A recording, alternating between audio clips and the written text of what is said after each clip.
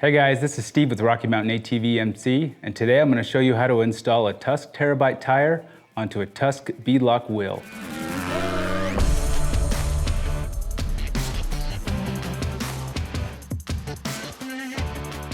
Beadlock rims are awesome, and they're widely used in more extreme applications, such as rock crawling in Moab, racing around the track, or even hitting the mountains and desert. Beadlocks utilize an outer ring that pinches the tire's bead to the rim, not allowing it to slip, move, or become unseated. This is beneficial for a few reasons. You can run lower tire pressure so that your tire will flex over obstacles and gain more traction, or you can run higher tire pressure for bigger impacts at higher speeds. Another benefit is, in sharp cornering, your weight distribution is on the outside of your tire. Beadlocks eliminate the risk of your tire becoming unseated from your wheel. And lastly, if you get a flat and you need to repair it or change the tire, it's easy to mount and unmount the tire without having to use tire machines or heavy equipment. So let's get started. To do this job, we're going to need some tools: a good torque wrench, a ratchet in the correct socket, a bucket, soapy water, tire lubricant, thread lubricant, an air chuck, an air tire pressure gauge, gloves, safety glasses and rags, and cardboard or a rug. And if you do need to install a valve stem, you'll need a valve stem puller as well. Always refer to your manufacturer's instructions for proper installation procedures.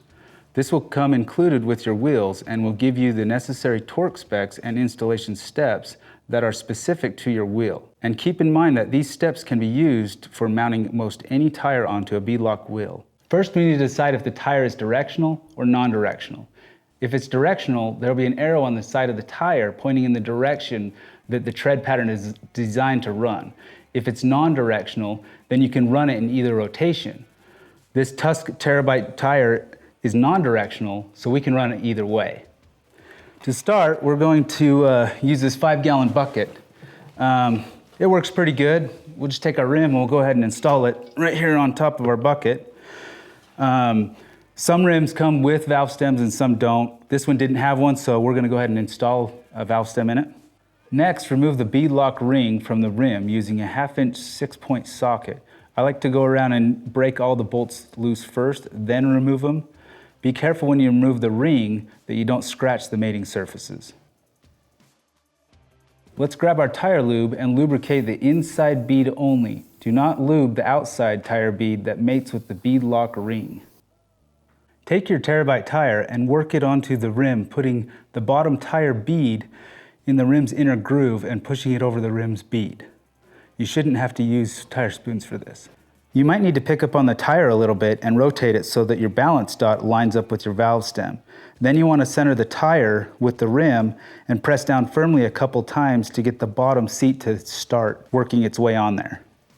Place your beadlock ring onto the wheel and apply a small amount of anti-seize to the threads. Then thread them into the rim by hand. Make sure not to use an impact or an air gun, as this will damage the bolts or damage the wheel.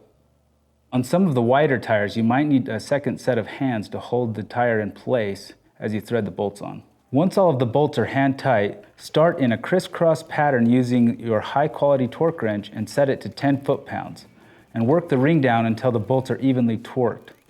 You might need to repeat the 10 foot-pound torque process a number of times to ensure the torque is uniform. Next, adjust your torque wrench to 20 foot-pounds and repeat the torque process the same as the first. If you need to mark the bolts to know if you've torqued it, you can use a marker, but I like to go over the bolts again to reassure it. Remove the valve stem needle and fill the tire with air to set the lower bead. Tires will indicate a maximum tire pressure that you should not exceed when seating the bead. This tire says 32 psi.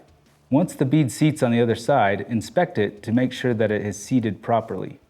Then install your valve stem needle and add air to the desired pressure and let it sit for 10 minutes.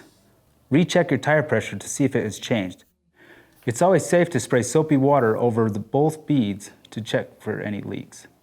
Now, after you have them installed on your vehicle, you're going to want to re-torque them every 50 miles until 200 miles is reached for proper break-in.